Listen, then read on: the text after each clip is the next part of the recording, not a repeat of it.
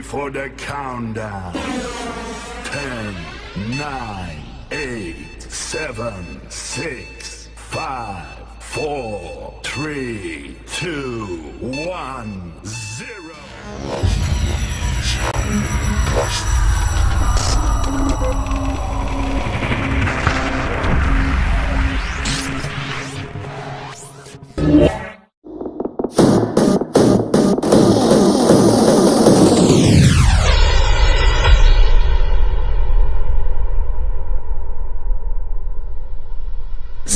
Double name, my eyes see your face.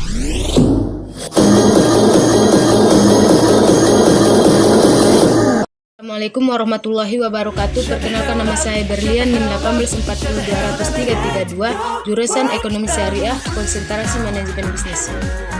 Baiklah, di sini saya akan membahas tentang isi makalah yang berjudul kendala-kendala dalam pengambilan keputusan. Di mana sebelum saya mengupas isi materinya terlalu dalam atau terlalu spesifik, ada baiknya kita harus mengetahui apa itu yang dimaksud dengan pengambilan keputusan. Baik, langsung saja. Pengambilan keputusan adalah memilih salah satu alternatif dari alternatif yang ada. Untuk dapat mengambil keputusan diperlukan prinsip dan pendekatan, sehingga keputusan tersebut merupakan keputusan yang paling tepat dengan risiko yang paling minim. Sebagaimana prinsip-prinsipnya, yaitu ada terbagi menjadi 5. Yang pertama, knowledge, intuitive, advice seeking, selective, dan komprehensif. Di mana dalam pengambilan keputusan juga terdapat berbagai kendala. Yang pertama yaitu kendala yang bersumber pada diri, di mana kendala yang terdapat dalam pengambilan keputusan seperti seorang manajer dalam sebuah perusahaan. Pengambilan keputusan tersebut tidak dapat mengambil keputusan karena ketidakmampuannya dalam mengambil keputusan secara tegas, karena dirinya diliputi dengan keraguan-keraguan sehingga ia berpikir apakah keputusannya sudah tepat atau tidak. Dan yang kedua yaitu kegagalan di masa lalu. Kendala ini muncul karena adanya kegagalannya dirinya dalam mengambil keputusan di masa lalu, sehingga ia trauma. Sehingga keputusan karena takut keputusan yang ia akan ambil sekarang juga akan mengalami kegagalan layak keputusan di masa lalu. Dan yang ketiga yaitu pemahaman yang tidak tepat tentang peranan informasi, di mana pemahaman yang tidak tepat tentang peranan informasi dalam pengambilan keputusan dapat menjadi kendala yang harus disingkirkan. Sebab informasi yang diberikan harus lengkap, mutakhir, dapat dipercaya, terolah, dan disimpan dengan rapi.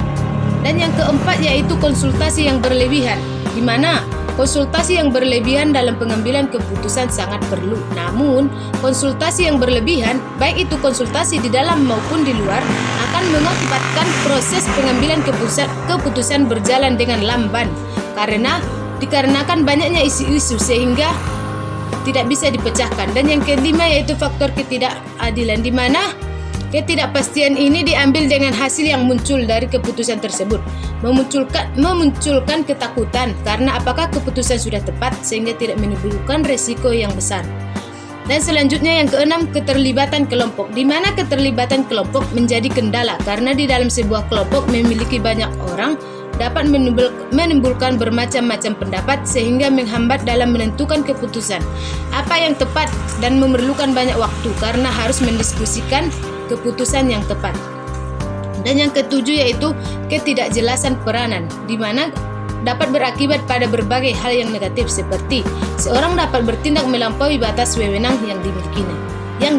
Yang ke-8 yaitu kemalasan, di mana beberapa hal yang dapat kita lakukan untuk melawan kemalasan antara lainnya yaitu menghindari sikap ragu-ragu dan bersikap tegas. Dan yang ke-9 yaitu kekurangmampuan dalam mengelola waktu, di mana seorang pengambil keputusan yang tidak bisa memanage waktunya atau mengatur waktunya. Selanjutnya saya akan membahas tentang judul makalah pengambilan keputusan dalam kondisi tidak pasti.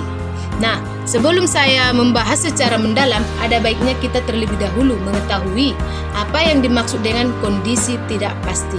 Nah, baik, kondisi tidak pasti adalah suatu keadaan yang memenuhi beberapa syarat, yaitu ada beberapa alternatif tindakan yang visible atau dapat dilakukan dan nilai probabilitas masing-masing kejadian tidak diketahui memiliki payoff sebagai hasil kombinasi suatu tindakan kejadian tidak pasti.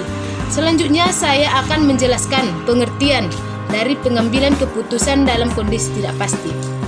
Di mana pengertiannya ialah pengambilan keputusan yang mana terjadi berbagai macam hal seperti tidak diketahui sama sekali jumlah dan kemungkinan munculnya kondisi yang diharapkan. Yang diketahui hanyalah kemungkinan hasil suatu tindakan, tetapi tidak dapat diprediksi berapa besar probabilitas setiap hasil tersebut. Oleh karena itu, tingkat ketidakpastian semacam itu dapat dikurangi dengan beberapa macam. Yang pertama yaitu mencari informasi yang lebih banyak, dan yang kedua yaitu melalui riset atau penelitian, dan yang ketiga yaitu menggunakan probabilitas subjektif. Selanjutnya, teknik penyelesaian pengambilan keputusan dalam kondisi tidak pasti yaitu yang pertama yaitu kriteria maksimas, di mana pada kondisi ini pengambilan keputusan dianggap sangat optimis, yaitu dipilihnya hasil-hasil terbesar dari alternatif yang memberikan hasil maksimal dalam berbagai keadaan secara alamiah.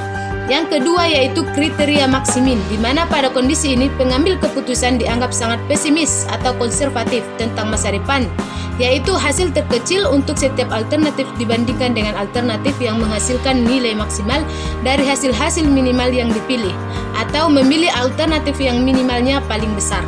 Yang ketiga, kriteria Laplace, di mana menurut kriteria ini pengambilan keputusan mengasumsikan bahwa probabilitas terjadinya berbagai kondisi adalah sama besarnya.